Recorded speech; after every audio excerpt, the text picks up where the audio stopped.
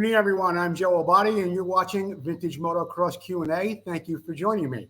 In just a moment, I'll tell you more about my guests, but before we do that, I have to thank my sponsors, Motion Pro, Vmxq, Preston Petty Products, Racer X, Full Circle Racing, the International Motocross Museum, and ReplicaMotorcycleParts.com.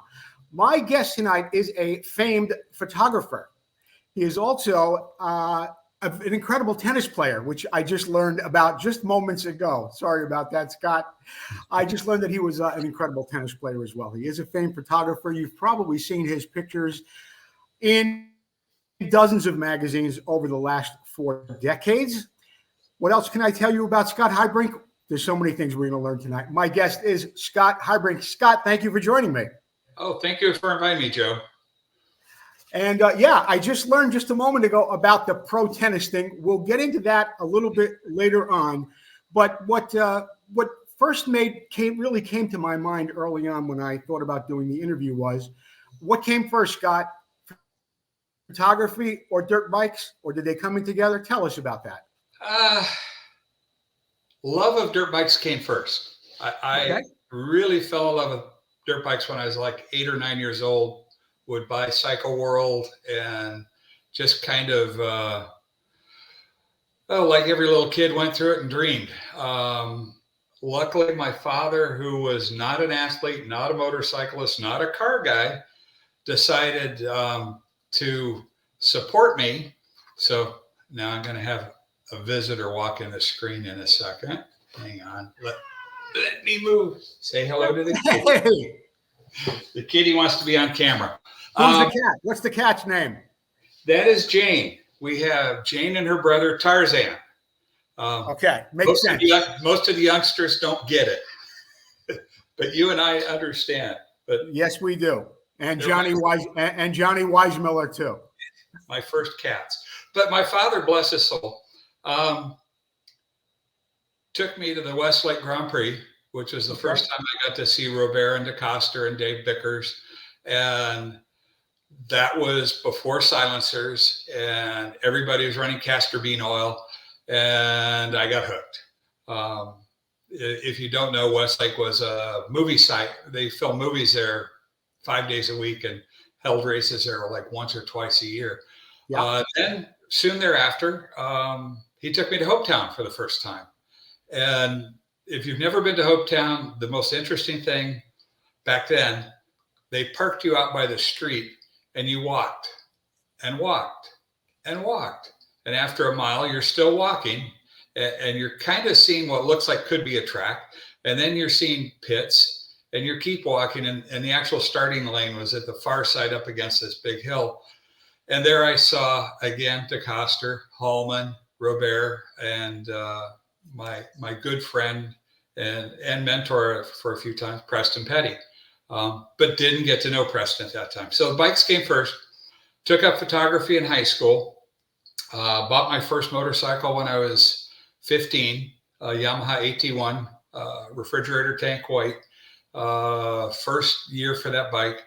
Proceeded to soup it up, put on a Bill Butler Fun and Fast pipe with dual stingers, which I found out later you can't put a silencer on a bike that's got dual stingers. Tried to trick it out as much as possible, and then got a job at Altadena Dairy to support my motorcycle habit. And this guy kept driving in. Altadena Dairy is a legend in Southern California, and the one thing we had was natural products. And this one guy drove this Volkswagen bus in every week getting raw carrot juice.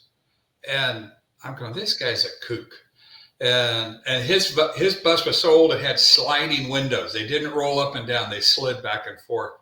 So about second or third time we'd start talking, and I already parked my AT1 off to the side. He goes, "That your bike?" I said, "Yeah." He said, "What are you going to do with it?" And I said, "I want to start racing." He goes, "Oh, no. Don't race that. Go buy a Sachs." And I said, "A Sachs?" I go, "What's it?" And I knew Sachs. I saw Robert race one at Westlake. I go, "What's this guy telling me about?" I thought he was a total kook. So I said, "Okay," just kind of gave him lip service. Next week he rolls in, and there's a Sachs in the back of this little Volkswagen bus, just crammed in there as tight as can be. And from going to Hopetown, I'm looking at the number and I go, "Are you Preston Petty?" And he goes, "Yes." So needless to say, I sold the Yamaha, bought a sax. Um, at that time, I was taking photography in high school. I had a terrible camera, which I still own today, an old Kodak 35 rangefinder. You couldn't focus it. You had to guess. Everything was guesstimate. Um, so I took the sax and started racing. And uh, my first race was at a place called Vmxq&A, which is legendary to most people who lived in SoCal. Yeah. And I got beat. This will sound sexist, but hear me out. I got beat by a girl.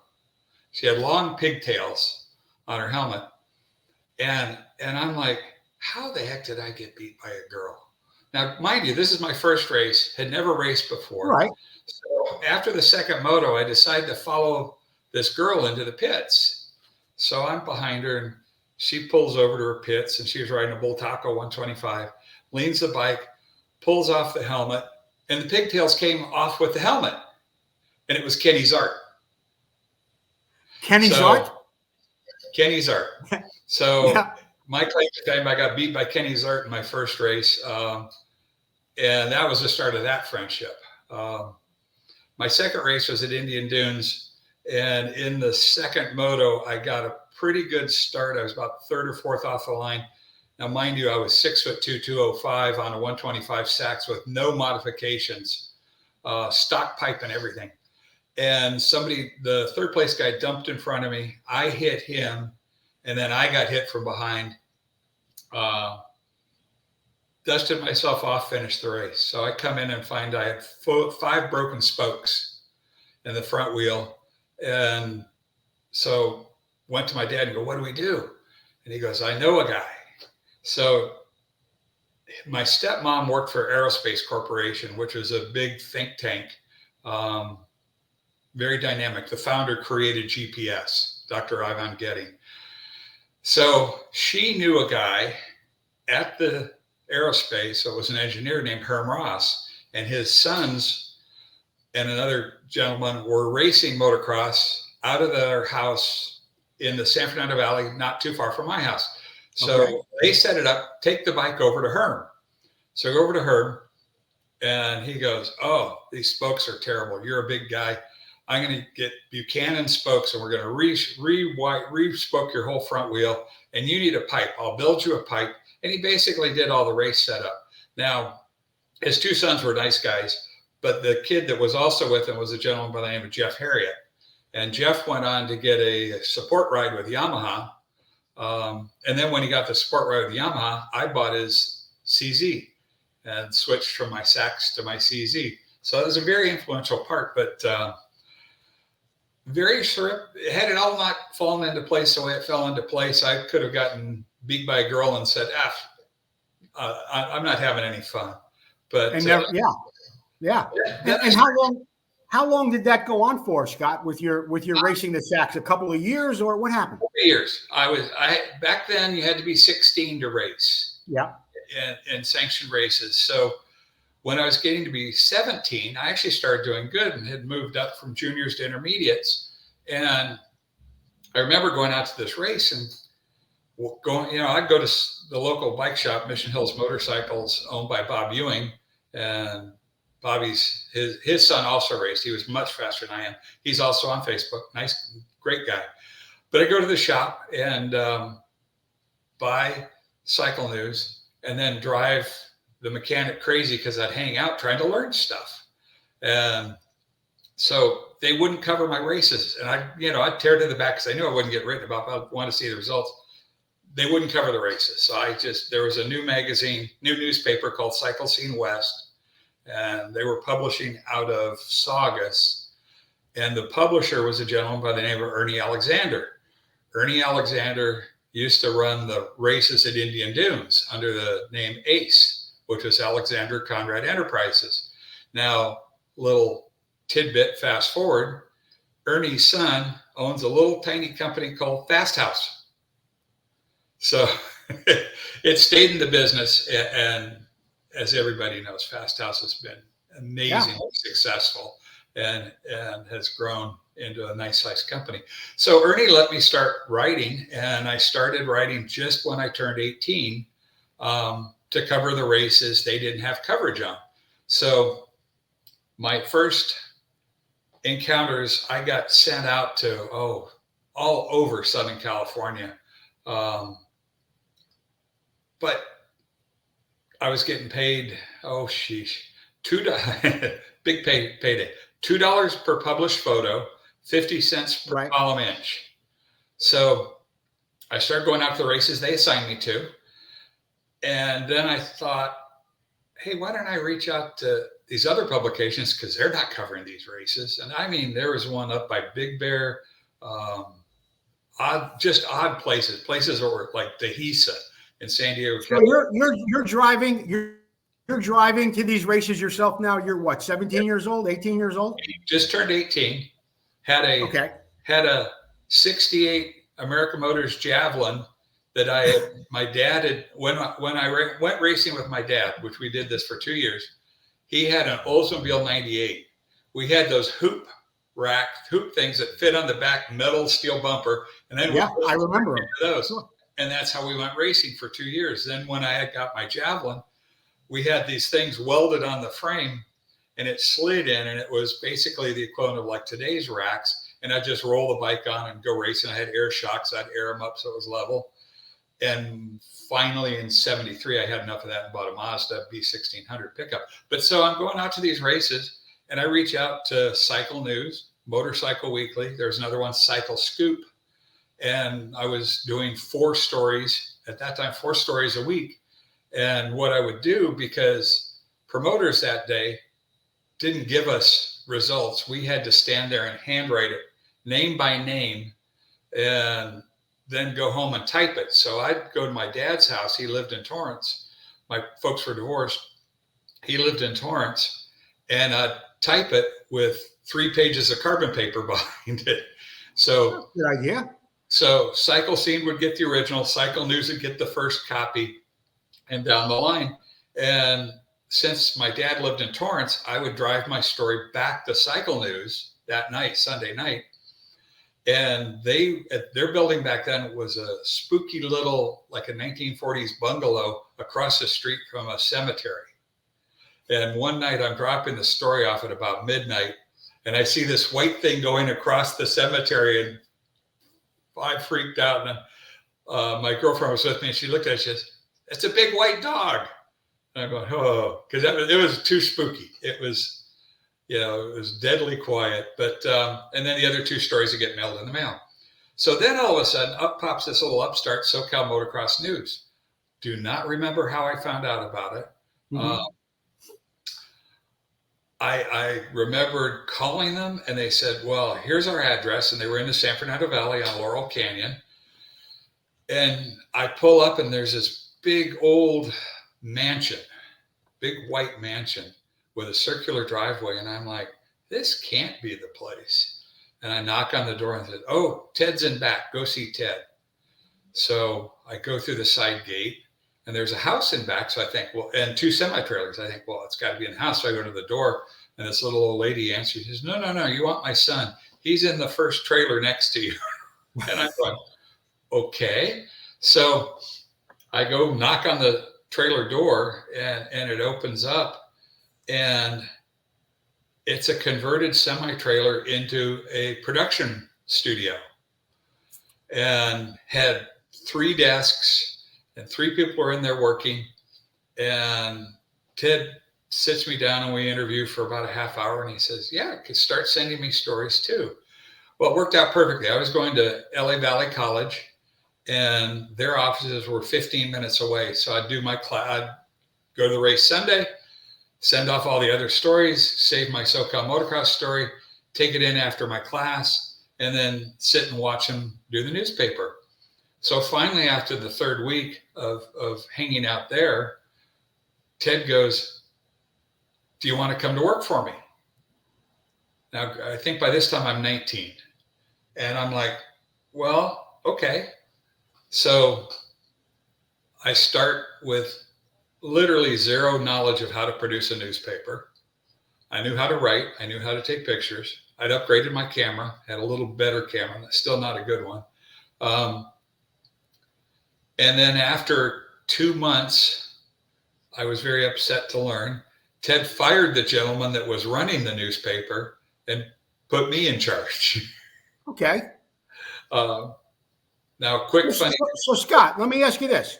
When you're working for this newspaper, are you still covering races and selling 3 copies to other places and getting $2.50 a picture or 50 cents an inch? Is that so? Have you multiplied that times 4 at that point? Once I got to that point, I told Ted he had to basically buy me out. I said, you got to match what I was making.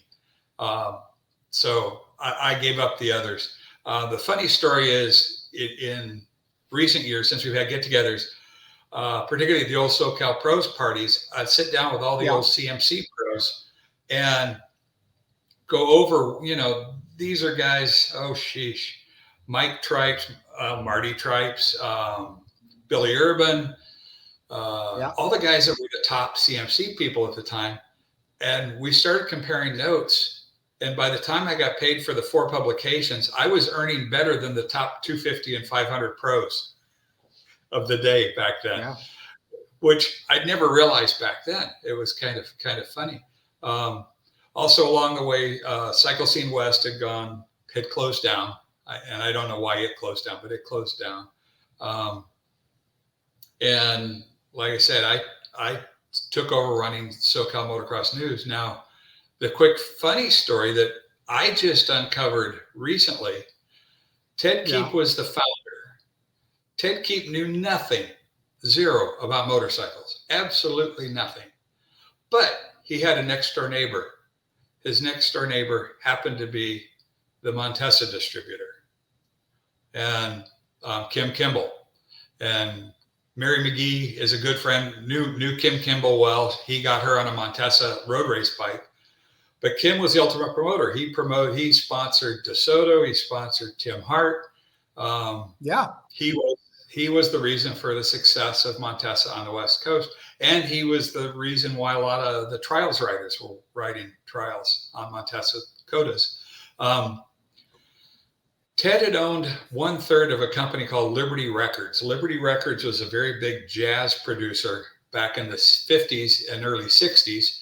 And Ted is a 3-time Grammy winner. And he won his Grammys for Alvin and the Chipmunks. He was the sound engineer that created the voices of Alvin and the Chipmunks. Now, the other irony was, I always knew him as Ted. Obviously, his given name was Theodore. His 2 partners at Liberty Records were Alvin and Simon. So that was the inside joke that the Chipmunks were named after the 3 founders of Liberty Records. Yeah. So Ted had gone to the gentleman that owned. I was gonna say, I put mine on mute. Ted went to David Seville, who owned the Chipmunks, and said, David, I know I'm just a sound engineer, but I'm the one that makes the Chipmunks talk. I want 1 penny per record royalty. David Seville told him to F off. And Ted said, he turned around and said, okay, and I'll swear, you fucking make Alvin talk. Yeah. And that's why the Chipmunks disappeared until digital came along and they could digitally reintroduce it. Nobody could figure out his synchronization process that he was able to do. And Scott, it's funny you brought it up. That was like my favorite Christmas album ever when I was a little kid. I loved listening to that album. In fact, I loved it so much. I remember my grandparents used to pull their hair out. I'd play it in the middle of July. So that's where it was. I got to take a quick break, Scott. I got to remind people to get over to replicamotorcycleparts.com. They are replicating things in not only 3D printing with plastic, but also 3D printing with metal and other materials as well. They're making pegs, they're making chain guides, they're making a lot of stuff over there at replicamotorcycleparts.com. My guest this morning is Scott Heidbrink. Scott, I don't want to interrupt you on the Alvin and Theodore story, But back then, I mean, photography has changed dramatically, obviously. A lot of guys can go out there today, can take some incredible shots with a phone. How did it work for you early on in those days, 18, 19 years old, trying to make a buck?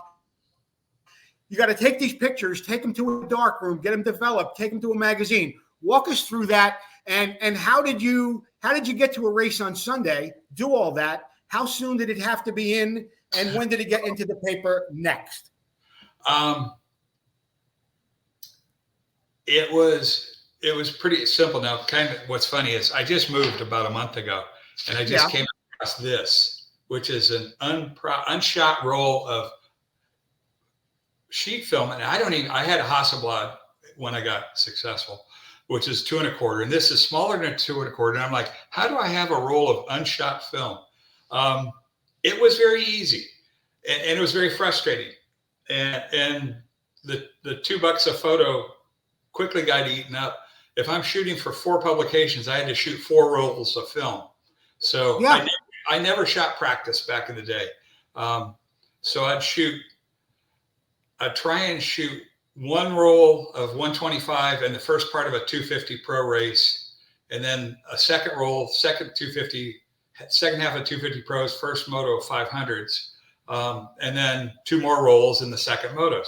Actually, back in the day, it was easier. Sometimes we had 3 motos, so I could spread it out. But I had no clue what was on each one. The film itself literally got shipped to they had to process it. I didn't have to do it. I just would. Oh, so you didn't develop it. Okay. No, back then, when I SoCal Motocross News, yes, and that's another long story.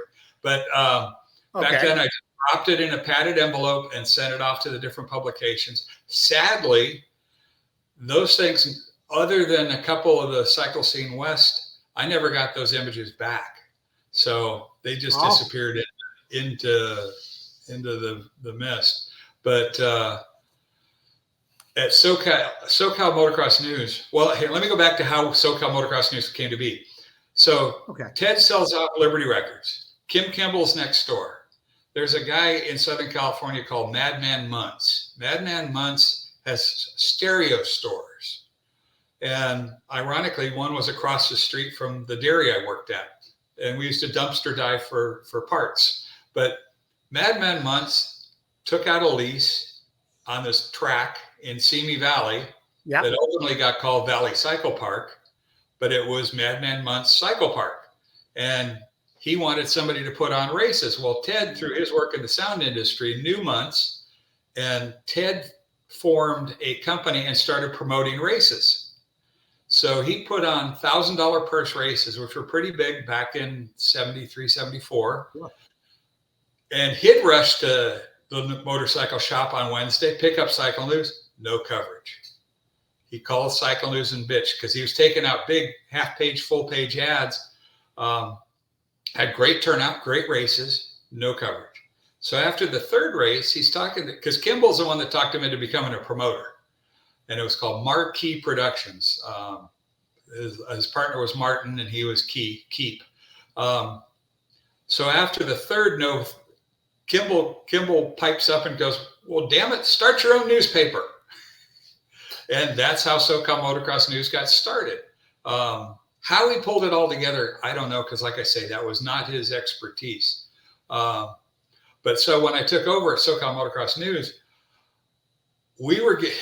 this is how it was done when I started there. We'd get the film. We had a local photography store on Ventura Boulevard, process the film rush for us and send us proof sheets. We wouldn't get those till 10, 11 at night, or maybe the Tuesday morning. So it was putting a lot of strain on the production. So since I had come on board, Ted goes, "Let's build a darkroom in the back of the semi." And stupidly, I said, "Yeah, let's do it." So we bought an enlarger. We did it in the early days. We did it in trays like regular photography. And I kind of insisted all my contributors had to have their film to me by noon. And then I would process it. So that'd take me, I'd come in from school about 1, process the film first, while it's drying, I'd sit and write my stories. And then at that point in time, Ted was picking the pictures, and he'd go through the negatives with a hole punch and clip the edge of the negative film. So while I'm in the darkroom in the dark, I could run my finger along, feel the notch, know which one to put in the enlarger. And we were doing 8.5 glossies through the trays. Then they had to be dried. Then they came out with a new process, and I forget the name of it. But you could just, it was a one step. You put the paper in, and it came out a finished print. All you had to do was dry it. And it was as much time. And then after that, we learned how to, we got too damn smart for our own britches. We'd size the photo on the layout. I'd print it to size and make a halftone rather than a print. So we were going straight to halftone, so that it really saved us a lot of time. But the challenge was, this was before, this was when typesetting was in a revolution, and we didn't have, obviously we didn't have computers. We had a machine that created perf tape, and then we'd take the perf tape to a company in San Fernando. They'd run the perf tape on their machine, and that would give us galleys of the copy, and then we'd have to proof the galley to make sure that who was inputting it input it correctly. And then we physically laid it out on boards.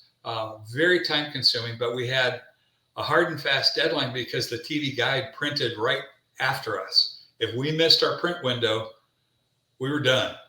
So when was that, Scott? You're at a race on Sunday. You take these pictures. You get your thing together. When do you have to get it to them by? Tuesday night. Tuesday night to be in the next issue of, what was it? SoCal Motocross News. So we would print. SoCal Motocross News.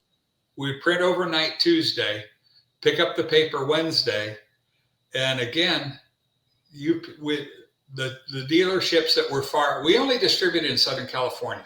We were very limited. Okay. The dealerships that were in San Diego, we UPS'd them, so they didn't get their papers till Thursday.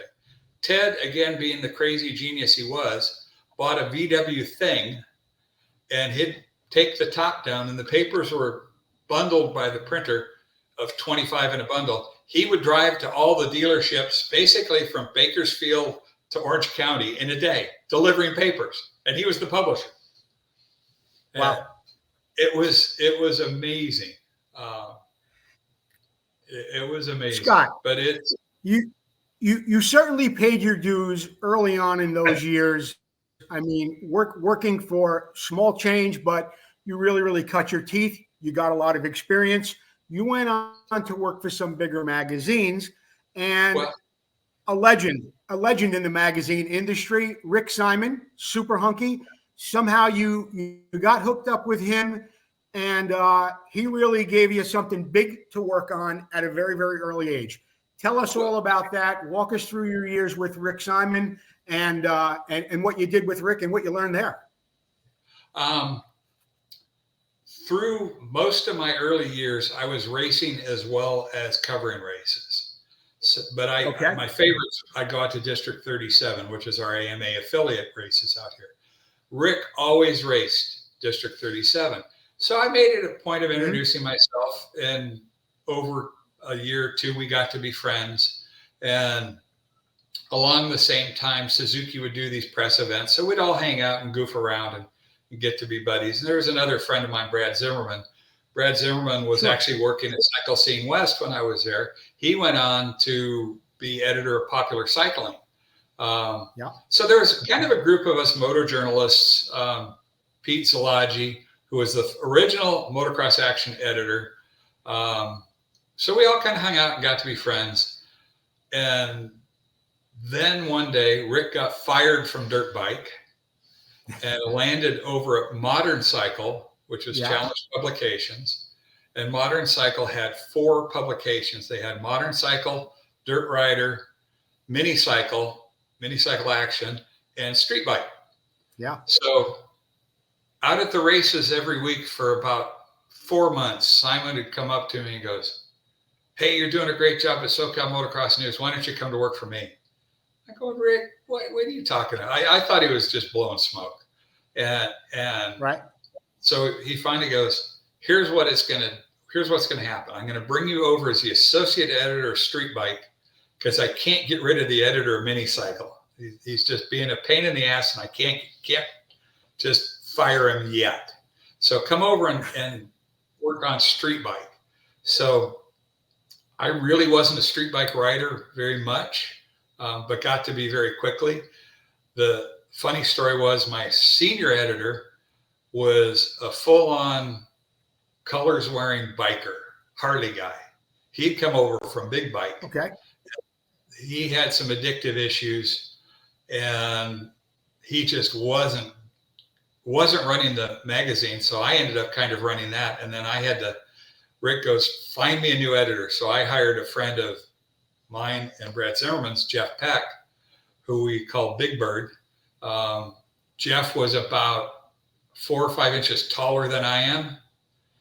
And he had a penchant for wearing very loud colored leathers. But so about the time Jeff came over, they finally got rid of the old editor of Mini Cycle Action. And I took over that at the ripe age of 21 and took the magazine. Oh, geez, the circulation was floundering. It was so poorly done. It was out of touch with the mini cycle crowd. And from working SoCal Motocross News, I knew it well. I knew Stevie Schmitz, O'Mara, right? Osho. Half the guy, Chris Heisler, who's now dating a famous celebrity who I will not mention. But yeah, and this is what year? What year, Scott? What year is all this happening? 75? 75. And instantly, and got to be very close friends with Dave Miller. And Dave was my, Simon had E.C. Burt. E.C. Burt was kind of his tech guru, and I had Dave. And Dave was just doing crazy stuff. And we had a blast doing it. And he'd drive up from Orange County, and we'd go, well, one of the first things with Rick goes, I'm going to take you to this top secret location. Don't ever tell anybody else about it. And it was the Bouquet Canyon track. And it was private property. Rick had a letter that he kept neatly folded in his pocket. That was a letter of permission that if we ever got rousted, he'd pull it out and say, here, we have permission from the owner. Now, he was the only one that had the letter. We'd just go up there and pray we never got caught. And we never got caught. But, Rick would always admonish us, don't go up on the plateau. We're like, what the hell's up on the plateau? So one day, Jim Mercer and I go riding up on the plateau. They were herding sheep up there, and they were afraid if the dirt bikes got up there to scare the sheep and then jump over the cliff. So we never went back up on the plateau. But this track was the most amazing track, hard as hell, never watered, just all natural terrain. And where was it, Scott? Where was it? Bouquet Canyon, which is about a half hour east of Indian Dunes. And it was a half hour north of my house in the San Fernando Valley. It is still there today. I've looked at it on Google Maps, and you can still see the track. But I got the amazing shot. My favorite cover of all time is my shot of Eddie Cole on a 125 Suzuki crossed up in midair, and all you see is the bike and sky. And Chris Atunian, I got Chris to get hired at Dirt Rider while I was at Mini Cycle. I had no budget for an associate editor. So Rick finally got pissed at me. He goes, all the stories have your name on them. Come up with pseudonyms. So I ended up using my best friend in college, Rick knew. I'd use his name. And then I got wise. I put in a voucher to get Rick paid. So I wrote this story. Rick got paid for the story. We split the check and went out to dinner. But it was, and I'll be honest, I'm still going to college. I was still at Cal State Northridge. I'd take a handful of magazines into my professors every month and say, can I get college credit for this? They're going, no, only unpaid interns. And I took the circulation on Mini Cycle was down around under 100,000. Within a year, I brought it up to over 250. 250,000. And we were just kicking butt and taking down names. But then all of a sudden, the upper echelon at Challenge was making rumblings, and I saw the writing on the wall. And that's when I started to plan my exit. But the funny thing with Challenge, when I started there, Rick Simon and I think George Wegner was his associate editor at that time. They had an office. I had an office with Peck, and we were running Street Bike and Mini Cycle. And then, he had Jim Mercer, who I'll put a plug in for Jim. If you need a carbon fiber fly rod, find him on Facebook. He's a genius. I don't fish, but I hear they're genius. But they finally bullpenned us. They put all the motorcycle guys in one office. So here's Rick Simon, Jim Mercer, me, Chris Atunian, Len Weed. Who else do we have? Jeff Peck, all in one office. And if we were all in the office, no work got done. We were all swapping stories. And I've got to hand it to Rick. He is the best storyteller I've ever met. He can spin a yarn, and even the stories I've heard before, when he retells them, they're still funny.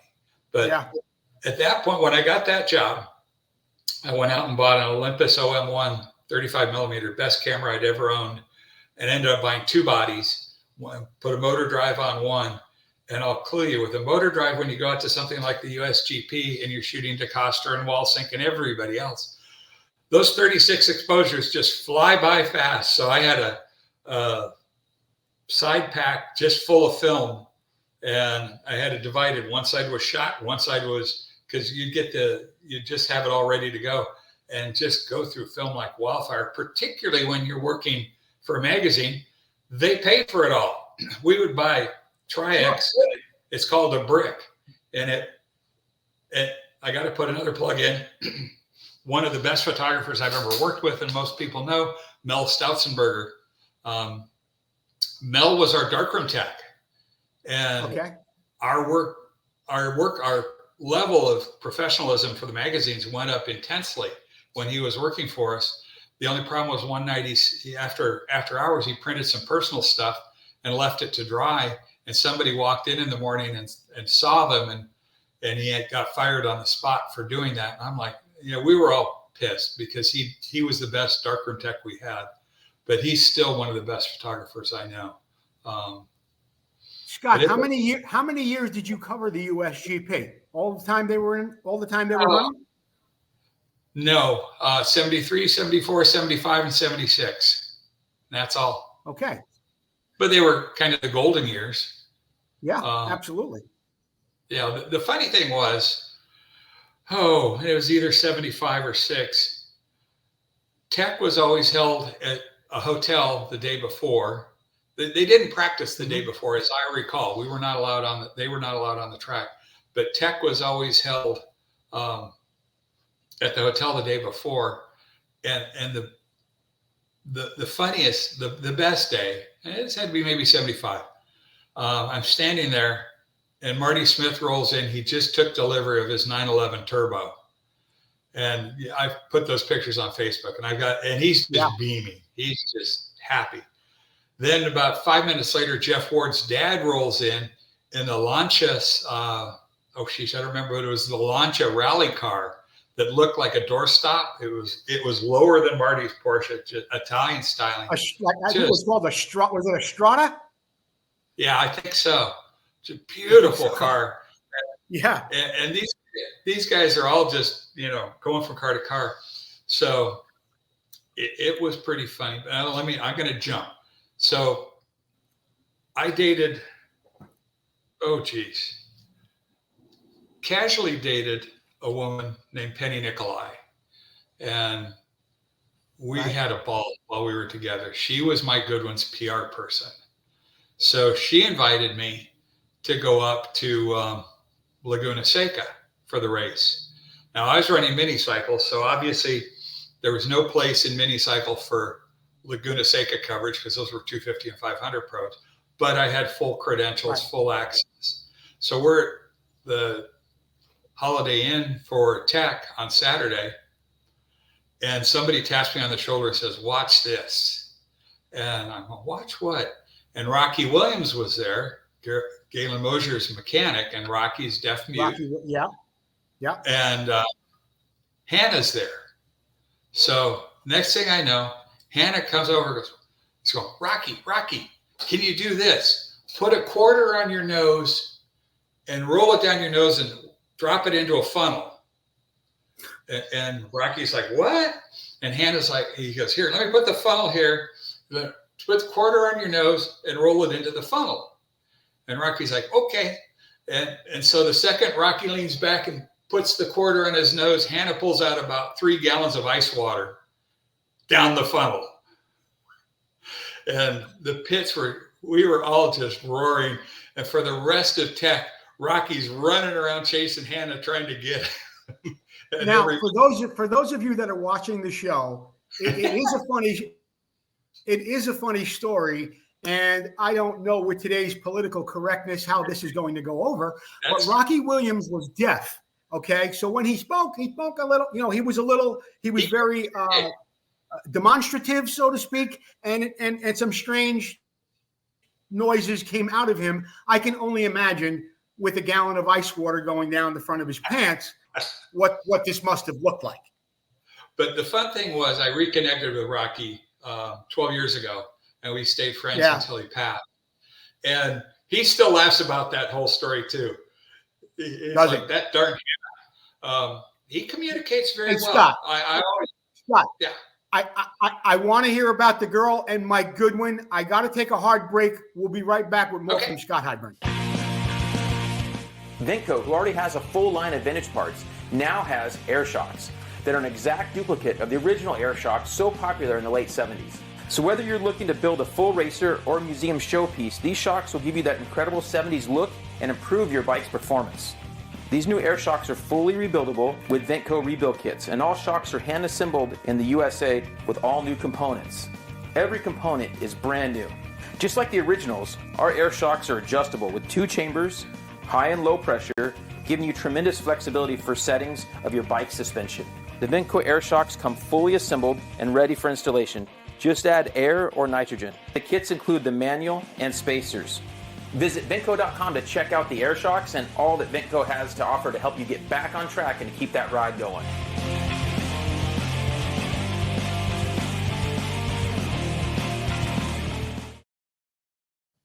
All right, you're watching Vintage Motocross Q&A. We are back with Scott Heidbrink. He's talking about his days. You were working now with Mike Goodwin and this young lady. Tell us about what's going on there, Scott.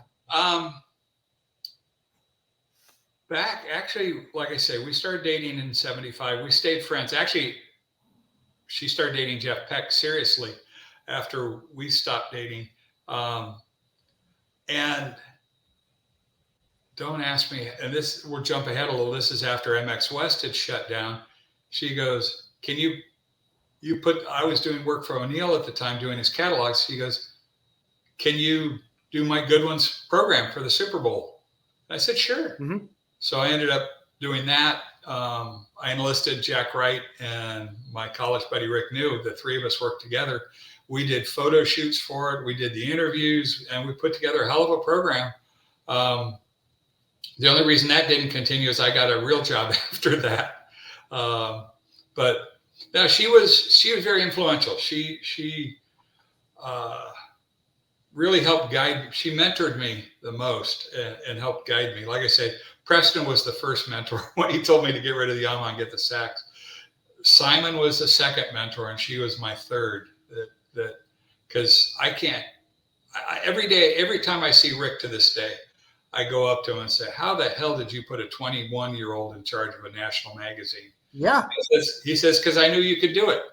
And it was a magazine and a half. But yeah, like with Street Bike, we had fun. Ricky Jones, a very famous mechanic in the industry and still very well known in the motorcycle circles, had a hot rod RD 350, had a fairing on it. And we go, hey, let's do a story on that on Street Bike. And I got him on the cover wheeling this RD 350.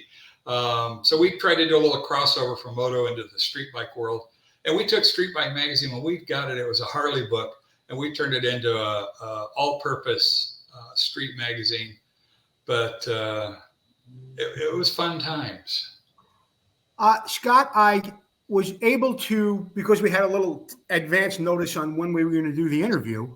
I did put something up on Facebook, and I asked some people if they had any questions for you. So I've got 2 or 3 quick ones I'd like to slide in here. If you can answer these questions for these people, that would be great. You probably know who they are, I'm sure. You know the people, but you don't know the question.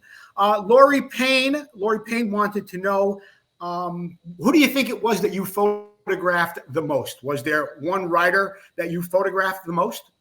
I always, or whatever. Lori, I always shot her the most when she was racing. But I knew the whole Payne family. You know, I knew her older sister was not. She didn't have an outgoing personality like Lori does. Right. But she was faster than all get out. Nancy Payne. So I shot a lot of the Paynes. Back in the day, as Mike McAtee will tell you, when I was still covering races, I made sure I covered my friends. Which, probably thinking back, Mike McAtee probably got the most pictures because he also followed me over to the magazine and did, because he's as tall as he is, he's slight, so he didn't look oversized on a 100 or a 125. Yeah, Eddie Cole was perfect size to ride a 125, but you know, again, back then I also had Brian Myerscough test for me. I had Jimmy Holly test for me, but. Of the local pros, I'd say I shot Mike Bell a lot because I was good. The Bell family always treated me well, and whenever it was cold and rain, they go, "Come, get out of the cold. Come sit in our motorhome." But quick funny story again. I got into tennis. Well, my family got into tennis. My daughter is the real tennis pro. She's a teaching pro, but she made it so close to the pro level. But she was going through strings like every 6 hours. So I had a local pro shop doing all my stringing for us. And one day I'm walking in and this other extremely tall, skinny gent was walking in, and he looks over at me and I look over at him and he goes, "Scott, is that you?" And I says, "Mike Bell, is that you?" And he was the Oakley rep for that shop. So we ended up being very good friends and stayed friends again, sadly, until he passed. Another funny story, my daughter made it to the finals of a tournament up in Paso Robles. And this club was weird. The pro shop was on the top floor. The courts were two stories down. So I'm sitting up there and this guy whose son was in the finals for his division keeps looking at me and I'm going, my wife's even like, "What's up with this guy? He keeps looking at you." And so Michelle goes, "You know, it's time to go down and warm up." And I said, "Okay, I'll go with you." So we walk over to the stairs and he and his son are walking over and he goes, "I got to stop you. Are you Scott Heidbrink?" And I said, "Yes." And he says, "Do you remember me? Danny Laporte." And he takes off his sunglasses and I'm like, "Danny, of course I remember you." Because, I grew up in San Fernando Valley. When I got old enough and got married, I moved to Redondo Beach. So I lived in Redondo and Manhattan Beach for 20 some odd years. I used to run into Danny at Home Depot. This is long before his days, after his racing days, before his FMF days. So we'd seen each other a few times, but our kids are now 17 years old and hadn't seen them in 10 years. So that rekindled that friendship. And Danny's daughter is head of public relations for the WTA, the Women's Tennis Association. So it's funny how the tennis has stayed in the family that way and his son's also a top pro or a top teaching pro. He was a ranked pro, but it's kind of funny how you cross paths with these people over the years. There's 2 people that you gave jobs to. I'm going to ask you about the first one and you can tell me about his work, and the second one, well, we'll get to that in a moment. Kurt Evans, fabulous cartoonist, said you helped him out a lot. Okay, let's go back to Ted starting as a race promoter at Muntz Cycle Park. He encounters this guy, Jerry Cars, who's a sign painter. Yeah. And Ted goes, "Can you cartoon?" And he goes, "Yeah, sure." So he started this cartoon, and I got 1 or 2 of his stuff somewhere. And it was kind of cute, kind of creative, kind of Art Crumb style, if you know Art Crumb from the San Francisco days. but not funny.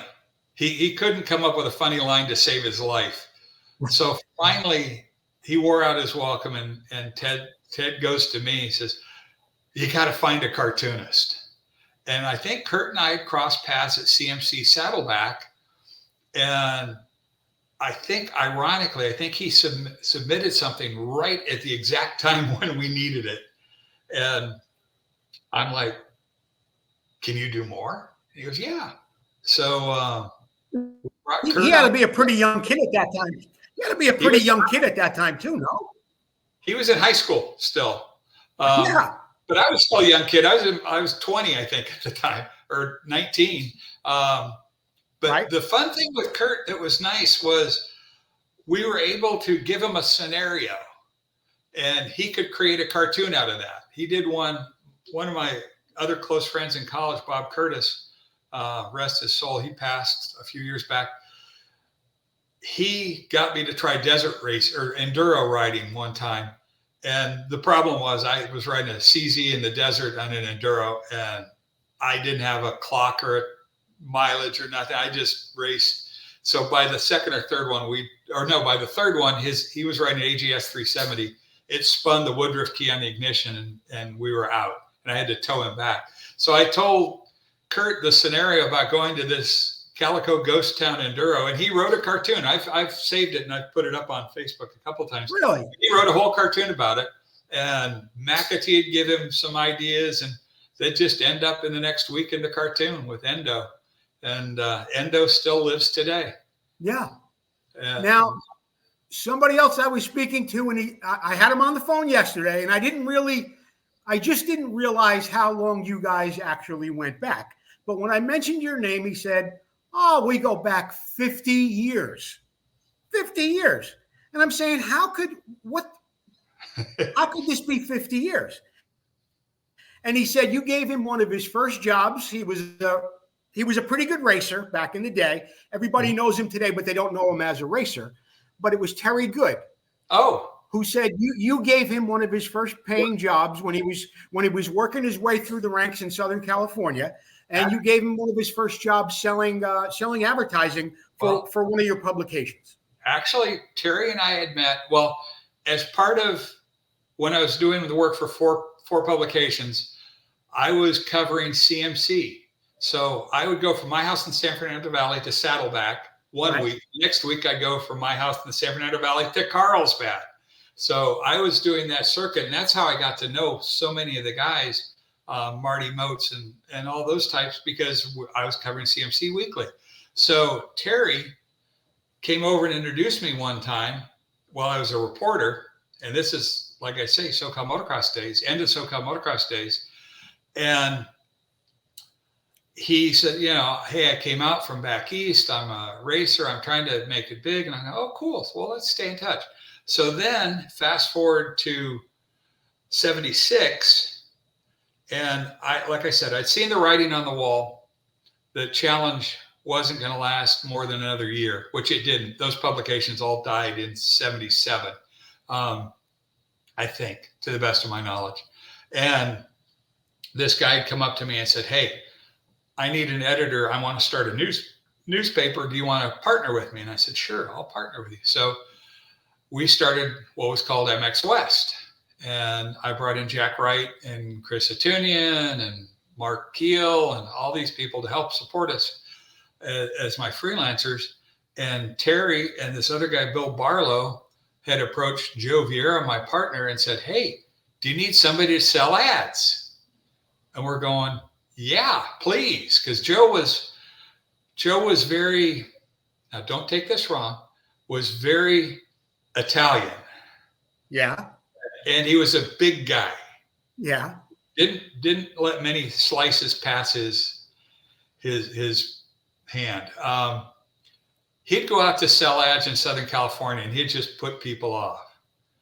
Terry, on the other hand, had a much better way with words, and I think they did pretty good for us to start. I don't remember how it ended, but I know it started. But then fast forward, 20 years ago, no, 15 years ago, I get a call out of the blue from Chicago. And I'm like, And I'm terrible. I don't answer calls that I don't get the caller ID. But I thought, well, this is weird. I'm going to answer this one. And he goes, "Hey, Scott, this is Terry Good. Do you remember me?" And I said, "I know your name. I know you. I remember you as a racer." He goes, "Well, I used to sell ads for you and Joe." "Oh, yeah, you and Bill Barlow." And we spent an hour and a half talking. And that long ago, you know, he already had started the collection. And he started telling me the stories behind the bikes he'd collected and everything else. And I was just amazed. And then 6 years ago, I do work for Honda Car Division, and I had done some script work for their dealer meeting, their annual dealer meeting, which was being held in Chicago. So what they typically do is fly the writer in. So when we're doing all the rehearsals, if there's any words that need to be changed, anything that needs to be redone, I do it. So I'm on my way there, and I asked Terry, I said, "Terry, how do I get from O'Hare to McCormick?" And he says, "Well, you get on this train, and this train will take you to that train, and then you get off here and you walk a block." I went, "Cool." He said, "I'd love to meet you, but man, it's just a crazy day." So I get to O'Hare, land, walk to the train, buy my ticket, sit down, and my phone buzzes. And it's Terry. And he goes, "Where are you?" I said, "I'm sitting on the train about to leave for McCormick." And he goes, "Get off the train." So I literally stand up, grab my 2 bags, step off the train, the door closes and the train leaves. And he goes, "I'm going to come get you and bring you over to the house." So I tell him what terminal I'm at, go downstairs and wait. He shows up, drives me over to his house. And we pull up, and there's this Mako sitting leaning against the garage door. Garage door is wide open. Mako sitting leaning against the garage door. And I'm going, "Is that the bike I think it is?" And he goes, "Yeah, the Aki Janssen 73 USGP Mako. All original, dirt bike magazine sticker on it and all that." And I said, "Aren't you worried about security?" No, this was 6 years ago. He goes, "Not here." So we proceed to walk into the house, and in his dining room are 2 Hanna bikes. Mm-hmm. And I'm like, pretty cool dining room. So he goes, "Well, wait till you see the basement." Well, have you been down to the basement? I have been to Terry's house on 2 occasions, and it is quite a neighborhood. Yes. And I've been down to the basement too. But when I was there recently, he just has so many bikes at this point. He had a couple of projects down there. But go ahead. So, California, we don't have basements. So the few basements I've been in, it's a straight shot down. Not Terry's. It's 6 steps down, hit a landing, 90 degrees, 6 steps down, and then 90 degrees, you're in the basement. Yeah. So I'm like, how did you get and down there was the Robert #1 bike, the DeCoster #1 bike, one of Tripes' bikes, Pomeroy's Brew 102 bike, the Noguchi Yamaha, the first Yamaha. In the corner behind the stairs is the Timkins Monoshock CZ frame. And I'm just going nuts. Everywhere you look, here's all these. And I'm going, "Terry, you got to share this with the world." He goes, I'm going to. Yeah. And he goes, this isn't even half of it. The rest is stuffed away in a warehouse. And I'm like, wow. But back then, the yard wasn't fenced or gated. It was wide open. And, you could tell because he had Robert riding the 250 around on this grass. Different times. Yeah, it certainly was. And you know what? If you want to see some of those bikes, you can go over to the International Motocross Museum. They have a Facebook page. They also have a website. That's the International Motocross Museum.org. They got a lot of cool swag there. They got hats, clocks, shirts, all kinds of things that Terry Good has been putting together in anticipation of one day having the grand opening of the International Motocross Museum. I want to mention a couple of your peers. Scott, I think you've worked with them. I want to know what you think about their work and times you've shared with them over the years. David Dewhurst and Scott Cox. Scott Cox, believe it or not, I didn't know back in the day. I've only known him Facebook the last 12 years. I've gone back and looked at his work, and I'll be honest, I in 1980, I made the jump from the motorcycle world to the auto world and started working for at that time Datsun and soon to be Nissan, and then ended up working for Toyota and Honda. I was very spoiled. I lived in Manhattan Beach, and those three companies were all within 10 minutes of each other. So I quickly got very booked up. I also did work with Honda motorcycles, but not very much. And worked with Yamaha when Yamaha's headquarters was in Orange County. But there, I knew of Scott Cox's work back then and kept trying to figure out how to get in touch with him and never connected back in the day. David was just, I actually had freelanced a little for Cycle Guide, and David had just come over from England to there, but I was very well versed in his work.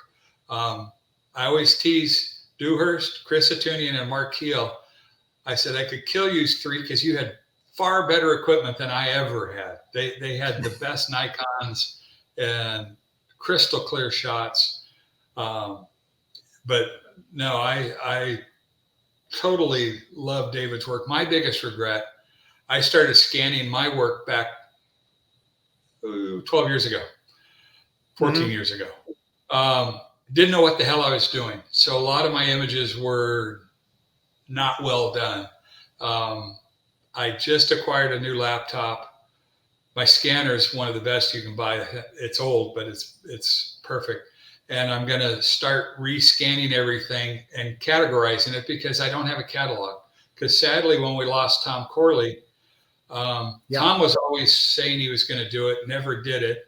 To the best of my knowledge from Todd Peterson, Tom's brother has all of his work, but we don't know where that is. And Tom was unique in the fact he was a track photographer as well as a moto journalist. So he would take pictures of the race, write a story, submit the pictures. But he was also selling photos. He'd take a picture of everybody in the race so that the next week he'd come back with prints and he'd sell photos to the racers. He was very busy, and he did that for as long as, I always teased him. I said, Tom, you just didn't quit. Same thing with Jody Weisel. Now Dennis Cox I've known forever. Okay. Scott Cox but Dennis, I remember when he came over to Motocross Action, because again, I'm born and raised in California. So there's a little California snobbery. And we're like, who is this cowboy hat guy coming out of Texas? And then I met him and got to know him and going, he's the greatest. But Dennis did good work, but I knew of him because he'd worked with Cycle News Central. And I always tease, their boss was a gentleman I only knew as Hog Body Creed. As Richard Creed was the editor, and his nickname was Hog Body. And I always teased the Texans. And then Dennis told me, he said, yeah, Jody's coming out here from Cycle News Central to work west. And then he ended up landing the job at Motocross Action and just never left. But, Scott, we're going to take a hard break. We'll be right back with more Scott Heidbrink. Hey, it's Joe Abadi for Vintage Motocross Q&A. When you're replacing a cylinder or a gasket or doing a top end on your bike, many times it's very, very difficult to get to the nuts that are on the base. And you want to be sure that you torque those evenly whenever you change a top end. Motion Pro has come up with this great tool. It's the torque adapter, okay? You can put any size wrench in there and you can tighten it up. On the back is a 3/8 drive. You can put your torque wrench in there, get the wrench on the nut that's on the base of your cylinder, and make sure everything is torqued evenly. This is a great tool. I have one in the shop. We use it all the time. It comes with instructions as well. Go see your local dealer or get to motionpro.com. And don't forget, go over to Vintage Motocross Q&A to get a 20% discount on all Motion Pro tools. That code is MP9135. That's MP as in Motion Pro 9135. When you go over to their website, you can order anything and get 20% off except on custom cables. Scott Heidbrink, I understand you had a brush with Steve McQueen as well. What did you and Mr. Cool do? Back to SoCal Motocross News. Somehow Ted acquired a CR250 Honda, the very first generation. And we were given one for a test. And they said, you can't show it to anybody. You can't share it with anybody. I'm like, okay.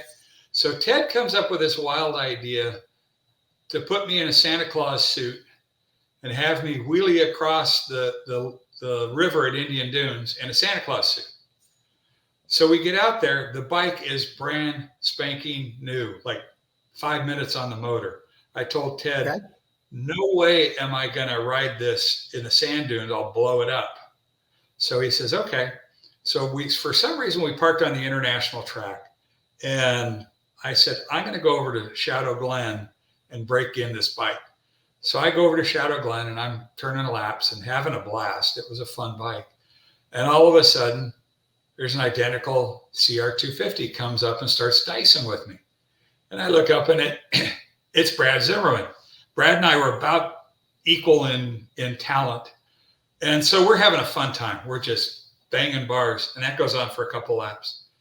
Now, all of a sudden, a third CR250 comes up. And I'm going, thinking, my brain's going, where are these things coming from? These are unobtainable motorcycles on loan, not to be seen by the public. And there's 3 of us now on them. And was so this 72 or 73, Scott? 73. Okay. Pretty sure. Pretty sure. That I have to look up. Okay. I've got an issue to cover, and it turned out terribly. So the 3 of us are dicing, and we're all just laughing because we're trading places and, riding clean, just having fun, jumping and sliding and hitting the berms. And so the first guy pulls off, and then Brad pulls off. So I follow Brad over to his truck, and Brad goes, hey, do you want to meet the other guy? And I said, sure. And that's all he goes, you want to meet the other guy? Okay. So he goes, let me take you. So we go over to this truck, and he's taking his helmet off and turns around, and it's Steve McQueen. And I'm going, oh, shit. And he had just finished filming Papillon. So he had, if you've seen the movie, he had the scruff from the end of the movie still, the unshaven. So, he looked like a hobo. But you could tell Steve McQueen had his old pickup, and we start talking. And an hour goes by, and I said, oh, Ted's waiting at my truck over on the other side. McQueen goes, why? What are you doing? I said, tell him. And he says, oh, I'll do it. I'll put on the Santa suit. And I'm like, really? Yeah, I'll do it. So the 3 of us ride over to the truck, and we tell Ted. Ted meets him. I think Ted had met him before. And we're sitting there just talking for another hour and a half. And finally McQueen goes, I hate to say it, I can't do it. We're going, why? It'd be so cool. He goes, no. He said, one reason, if my agent found out, he'd be pissed I did it for free.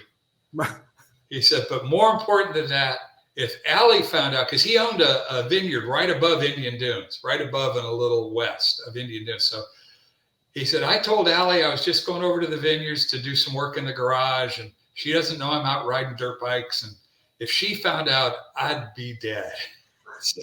So he didn't do it. But we ended up chatting and talking. And then a quick funny side story. They held the 50th anniversary of Bullet. They had a special screening of the movie. They had interviews with Chad McQueen. Well, Chad McQueen my house is in Indio. Chad McQueen's house is in Palm Desert. And my girlfriend goes, oh, I know Chad. And I'm like, how do you know Chad? And she goes, I do. So, okay. So we get tickets to this movie, and we go to the movie, and we park in the back. And just as we park, this black Porsche Panamera pulls in, and out comes Chad. I'd never met Chad all day. I'd never met Chad. So out comes Chad, and we come out, and he looks over at us and, Denise, how's it going? And comes over and gives her a big hug. I'm looking at her and go, son of a gun, you do know Chad.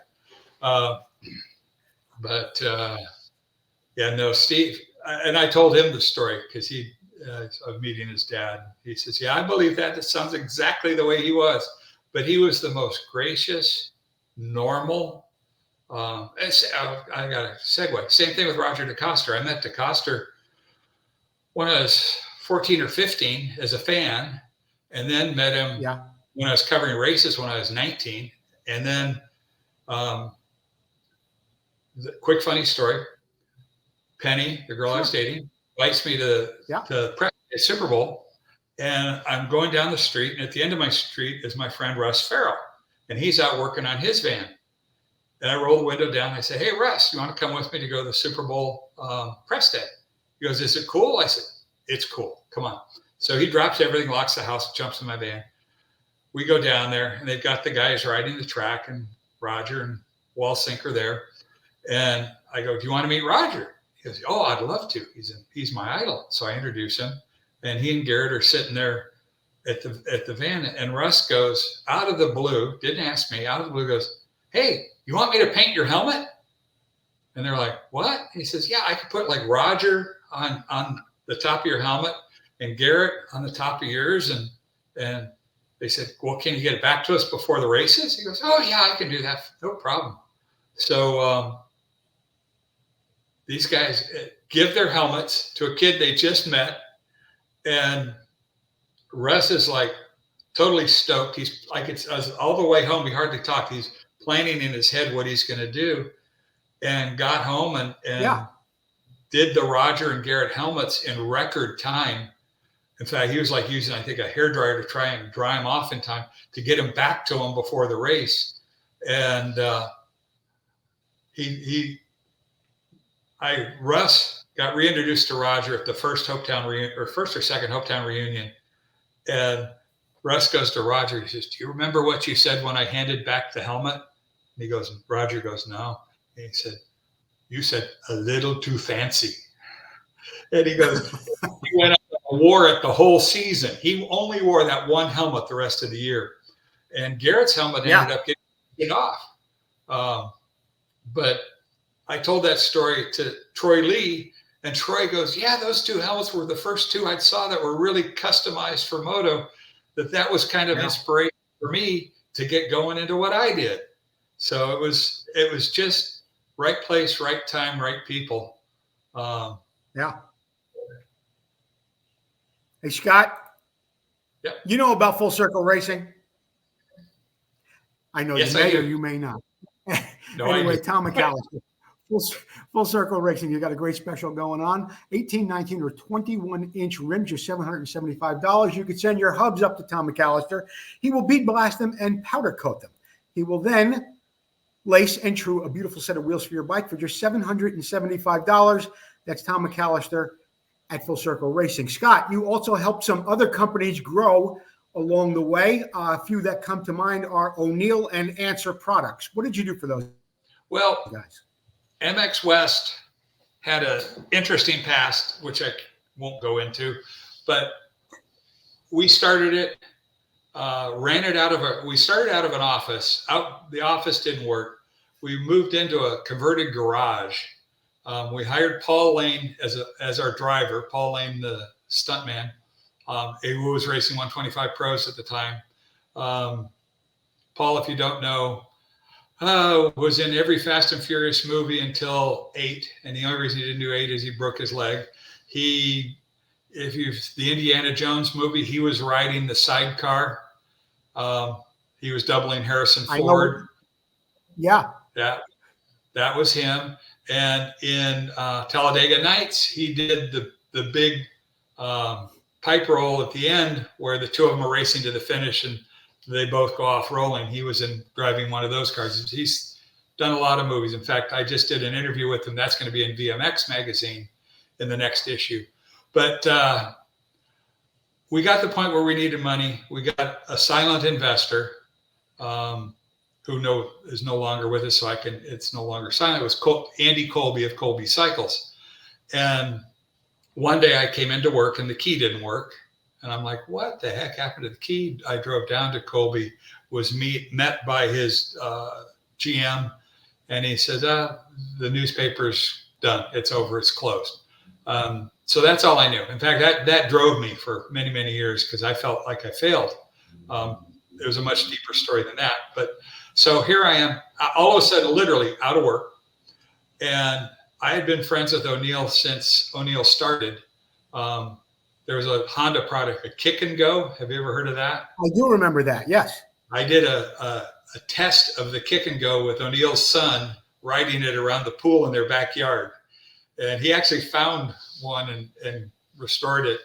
So I've known Jim. I knew Jim when he started selling Preston Petty fenders and plastic gas tanks. Okay. And then he got a single wide industrial space, and he had the van in the back. His mom was his bookkeeper in the front. And then he expanded wider. Then he hired Jim Hale to do that. And so I'd known O'Neill for a long time. So now I'm out on my own with nothing to do. And he goes, make my catalogs. So me, Jack Wright, and Rick News started production on his catalog. So now we landed the catalog for O'Neill. We landed the program for Super Bowl. And Eddie Cole goes, can you start doing some advertising for Answer products? And the first two products were the swing arm for the Bull Tacos. And then he did the Bob Hanna starting gate. So we did flyers, mailers, ads, and then we actually started working with Answer on catalogs. And had we not been, our office was my mom's den. It was so low tech, it wasn't funny. It kind of got to the point where we were busy, but we weren't productive, and trying to we were splitting everything even Steven 3 ways. That I finally said, hey guys, I got to make a living. And I put out my resume and got hired by a company called Revell. And Revell's the model kit company. Yeah. And ironically, I did box copy for the DeCoster Suzuki and did a lot of box copy for their motorcycle stuff, plus a lot of other copy. But then from Revell, I went to Eisman Johns and Laws, which was Suzuki's ad agency. And I got fired for a headline. Here's the headline: RM''D, armed and dangerous. And my account supervisor loved it. The ad manager at Suzuki says, you can't call our bikes dangerous. I said, they don't come with a kickstand, do they? No, not anymore. Well, if I let go of the handlebars, what happens? It falls over. Isn't that dangerous? And now, granted, I'm 26 at the time. Yeah. Telling a room full of 40-year-olds that they were full of BS, and they did. I wisely or stupidly told them, you don't know your market. Suzuki, this is 1979. I said, you guys have something big with these RMs. Build on it. Now I came in. If you ever saw there was a series of ads that the agency did just before I came there with invisible riders. They had bikes. I remember that. Okay. They hired guys like little John Hately, to ride the bikes. And then, because I was talking to the art director and photographer, they had to hang off the bike as much as possible. And then they airbrushed the rest out, which is how they did it. So it was pretty crazy. And I'm like, you guys could publish riderless motorcycles, and armed and dangerous is not acceptable. I thought that was really, it was a pretty ridiculous ad. Yeah. Oh, yeah. The riderless bikes. Yeah. It really was. But, there was the other one too, that, they had Roger in the picture, and he's on a production bike, and he's saying that it's the same bike I ride except for the fenders. That was, before my time there too. Yeah. It was funny. But like I said, I was 25, turned 26 while I was there. I just kept telling them, I said, you guys, I was the only one that rode a motorcycle on the account, and I rode a motorcycle to work every day. I said, you guys just don't understand the marketplace. You don't understand Suzuki's place. But we've got Suzuki at that point in time. We were number 3 behind Honda and Yamaha, and we were way ahead of Kawasaki in overall sales, not just dirt bike. Because we had the GS 1000. That's what I commuted to work on, a GS 1000. And sadly, or ironically, or karmically, I got laid off on Thanksgiving, 1979. By June, the ad manager and the marketing director at Suzuki, US Suzuki, got fired, and the agency got fired, and they moved to a different agency. And the reasoning was they felt they weren't in touch with the motorcycle public. And I'm like, okay. But that literally put me on the streets. I spent a year establishing my portfolio and my credentials. And 1980, I landed Nissan, then Datsun as a client, and never looked back. So I've been doing that for 44 years. Yeah.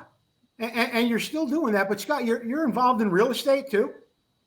I have my license. It pays a few bills. Okay. I don't do it aggressively. It's kind of like my photography. I do the photography I do like for Legends and Heroes. That's pro bono. I just do that as a way to give back to the sport and to help support Frank do Legends and Heroes. My work for Vmx magazine is more out of love than payment. I won't reveal my payment, but it's, at this point in my life, as I'm kind of considering retirement, unfortunately I had a divorce a couple of years ago, which is keeping me working, but I'm trying to do what I can to give back to the industry, because I know what it feels like to be that little kid reading the magazine and drooling, and then being the little kid getting his first motorcycle, and then how you feel when you're sitting on the starting line. And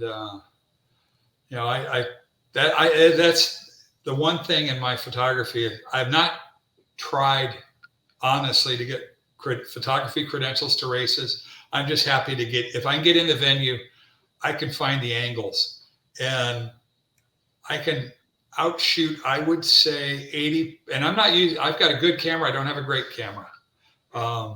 David Durst has amazing cameras, but that's his life. That's what he lives by, he and his son. Mine, it's a hobby, but David outshoots me constantly. But I look at the stuff that's in the magazines and publications, and I'm like, I'm shooting better than they are. I teased the editor of Cycle News unknowingly. I didn't know who he was at the time. Came to find out afterwards. I said, "Do you have to have every shot with the spokes frozen?" I said, "In my high school photography class, I turned in a picture, and the teacher said, if you can count the spokes, your shutter speed's too high. You got to have motion to make the image look like it's in motion. If you freeze it, it could be somebody just standing there." And ironically, quick funny story. A friend of mine was one of the highest paid automotive photographers. A lot of the action shots you'd see were not really action car shots. What they would do is place a car in the corner, weight it down with lead so it would look like it was weighted, like it was going into the corner. Yeah. Jack it up infinitesimally under each wheel, wrap the wheel with fishing line, and then when the photographer would say go, he would, and because he'd do long exposures, that he'd open the shutter and then pull the fishing line so the wheel would spin. Car was never moving. And this is a photographer that's paid $5,000 a day plus film and expenses. So each shot he'd do 2 shots a day for $5,000 a day.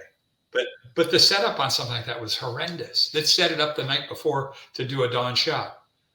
But $5,000 a day, who cares if it takes you 3 days? I mean, Hey, Scott, you mentioned that your daughter played tennis. I understand you had a pretty good arm too for tennis. Well, she's far better. I'll give you a quick synopsis. We had a weekend condo out in Palm Springs, and she was 4 years old. So they had 3 courts. We wandered out to the courts. We went to Costco and bought a crate of tennis balls and tennis rackets. Didn't know what the heck we were doing. Just started hitting. Well, I take it back. Back in the motocross days, there were a bunch of us that played with wooden rackets, but we were idiots. We were pretty funny. So we went out and started hitting the ball, and my daughter loved it. and there's a guy that came to the local area, put a flyer up, said, I'll come to you, teach tennis, $12 a half hour. So this was 36 years ago. So we'd sign her up for the half hour. She was good for 20 minutes. Then she'd be tired. Then I took lessons for 10 minutes. And slowly but surely, we both started taking lessons. She started playing tournaments at age 8. We played in Redondo. This is when Venus and Serena still lived in town. Long story short, she was top 15 in SoCal when she was 17, top 60 in the nation, top 60 of all girls 18s, full ride scholarship to University of New Mexico. Ended up going back to University of New Mexico as the assistant coach, and then got hired as a play tester for a company called Tennis Warehouse up in Atascadero, up in San Luis Obispo. And she's on their YouTube channel almost every day. She gets paid to play tennis a couple hours a day and then write about her experience a couple hours a day. She's 40 years old. She can still serve 120. And I haven't played with her in years, but I haven't been able to play against her in years because she's that good. But me, I got into USTA tennis, and about 2002 strained my ACL. I was a 4.0 player, got downranked to 3.5 because of my injury. And then I started playing locally out here and ended up winning a yearly championship for 3.5 men doubles. And I've been ranked and played for years. And last couple of years, I've kind of laid off the tennis and kind of started pickleballing. But like I say, Todd Peters. Who were some of the other guys in motocross that you were playing tennis with? Oh, geez. Way back in the day, Charlie Kloppenberg, who used to be one of the associate editors at Dirt Bike. I think Jack Wright did. There was a bunch of us. This is in the wooden racket days, and this was our cross training. And we all thought we were the up and coming Bjorn Borgs. But today, and recently, like I say, Todd Peterson's an excellent player. Chris Gans, aka Brown Dog Wilson, he's an excellent. He was a top collegiate player, and now he's a top pickleball player. So his only challenge is he's covering all the nationals, so he has no time for pickleball tournaments because he's got to be at the nationals and working. And you see his work in Cycle News every week. Yeah. Hey, Scott, I got to wrap it up for today, but is there any events coming up that you're going to be covering, or if there's anything that you're working on in particular that you want to plug and let people know about? Take a couple of minutes to do that. Nothing right now. Like I said, I just interviewed Paul Lane for VMX magazine. The next challenge is interviewing his brother, Sean Lane, who's equally skilled as a stuntman, which I met both of them. Their father was a stuntman, and he introduced himself to me at Indian Dunes. His dad's in the Guinness Book of Records. He drove a semi-truck across a dry lake and had a Cessna land on it while he was moving. That's impressive. Yeah. His specialty was driving semi-truck stunts. Okay. But also, like I say, our friends Lane Leavitt and Debbie Evans, they've worked with both Lane brothers in a lot of the Fast and Furious movies. So we've got a pretty interesting group of moto people that are also stunt people. But me, no, I was going to go to Burnworth's race in October. Fortunately or unfortunately, I'm going to be out of the country on vacation. Where are you going? Any place good? Egypt. One of the things I've been obsessed with since a kid was pyramids. And now National Geographic has a full series on it. I'm like, they built this thing the Great Pyramid was built 4,500 years ago. We can't build one today. It's got security. It's got all this stuff that they did 4,500 years ago. They've got places inside that pyramid they still haven't discovered yet that they can find through ground radar. And for a photographer, that's got to be a trip of a lifetime. Oh yeah. Now here's the challenge. So let's go back full circle. Okay. This is what I'm taking. Yeah. Because taking a pro camera is too hard to get through customs. I've got an i14 Pro. It takes a good enough picture. And I had a friend, my client at Mitsubishi, she's on Facebook, Jeannie Hoover, or that's her maiden name. My dog's telling me he needs to go out. She went, that was what really impressed me. She went and took pictures and posted them on Facebook every day while she was there. And I kept calling my girlfriend and saying, look at these pictures. We can't do this today. How did they do it 3,000 years ago, 4,000 years ago? And we had gone to, there was a thing on King Tut at Del Mar Racetrack, an immersive experience that National Geographic sponsored. And by chance, not by chance, by planning, it was on my birthday. So she gave me my birthday card and she goes, let's make it real on the outside of the card. And I'm going, let's make what real? I'm like, does she want to get married? What is she talking about? Let's make it real. So we go to the restaurant, I open it up, and here's the itinerary for the trip. And that was my birthday gift, was the trip to Egypt. So very nice. Yeah, I'm looking forward to it. It should be fun. But Monday I've got to get my vaccines. Scott, when we end the interview, don't turn off your computer, because what I want to do is I want to download it so we have it for the future, and I don't want you to be disconnected. So you could just go do what you got to do, come back in 15, 20 minutes, and then you can shut it off, okay? Take my dog out. My guest today has been Scott Heidbrink. Scott, don't leave yet. Scott! Oh, I thought you said I could go. No. I thought I bored you. I just want to say that my guest today has been Scott Heidbrink. Scott, thank you for taking the time to let me into your world of photography and how you got started in the motocross business. Yep. And in the future, if you want, I'd love to do a session on how anybody can go to the track and take bits and pictures. It's not rocket science, but there are some techniques, and make it so you enjoy what you shoot better. That sounds good, Scott. Thank you again, and go let that dog out. I will. Thank you, Joe. Scott Heidbrink, thank you. Well, my guest today has been Scott Heidbrink. You've got the inside look at the world of a photographer and the early years of motocross, BMX, and so much more. I want to thank Scott Heidbrink for that. We're going to take a commercial break, and we'll be right back to wrap it up from Vintage Motocross Q&A.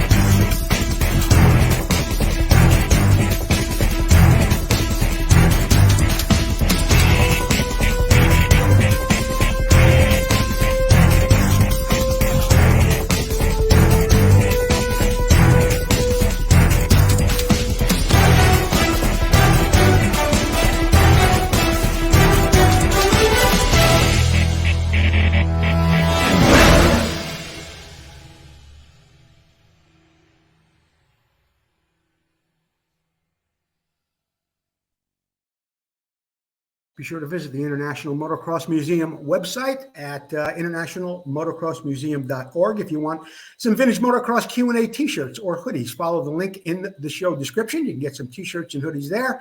And if you want to become a sponsor of Vintage Motocross Q&A, get a hold of me. I will get you a sponsorship opportunity package. That wraps it up for today. Thank you again to Scott Heidbrink. And for everybody that's watching the show, thank you for joining us. We'll be back next week with more Vintage Motocross Q&A. We'll see you next time.